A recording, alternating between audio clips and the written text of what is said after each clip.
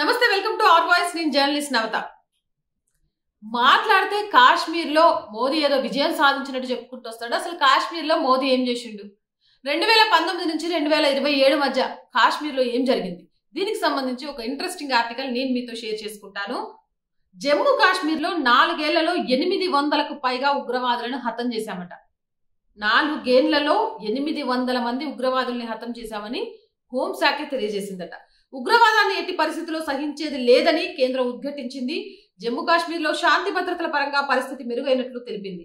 2019, 2023 మధ్య 579 ఉగ్రవాద ఘటనలు జరగగా 818 మంది హతమైనట్లు హోంశాఖ సహాయక మంత్రి నిత్యానంద్ రాయ్ వెల్లడించారు. కాగా 247 మంది భద్రతా సిబ్బంది ప్రాణాలు కోల్పోయినట్లు తెలిపారు. మరోవైపు లదక్ లో 2019, 2023 మధ్య ఎలాంటి ఉగ్ర ఘటనలు నమోదు కాలేదని చెప్పారు. మొత్తానికి ఎవరైతే భద్రతా సిబ్బంది 247 మంది ప్రాణాలు పోగొట్టుకున్నారో వాళ్ళ కుటుంబాలకు మనందరం కూడా రుణపడి ఉంటాం. ఇక్కడ మనం ఎంత సంతోషంగా ఉంటున్నామంటే కారణం అదే. బార్డర్ లో వాళ్ళ ప్రాణాలకు తెగించి ఇలాంటి ఉగ్రముఖలతో పోరాటం వల్లే అక్కడ వాళ్ళు ఉన్నారు కాబట్టి ఇక్కడ మనం చాలా హ్యాపీగా ఉండగలుగుతున్నాం. అండ్ ఇలాంటి చర్యల వల్ల ప్రాణాలు కోల్పోయిన ఆర్మీ సిబ్బంది కుటుంబాలకు ఆ చుట్టుపక్కల ఉన్న వాళ్ళు ఖచ్చితంగా సపోర్ట్ చేయండి. ప్రభుత్వాలు సపోర్ట్ చేయాలి.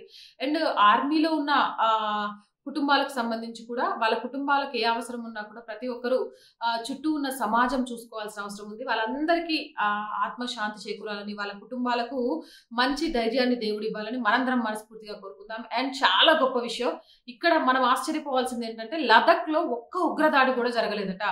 గతంలో ఎన్ని ఉగ్రదాడులు జరిగేవి.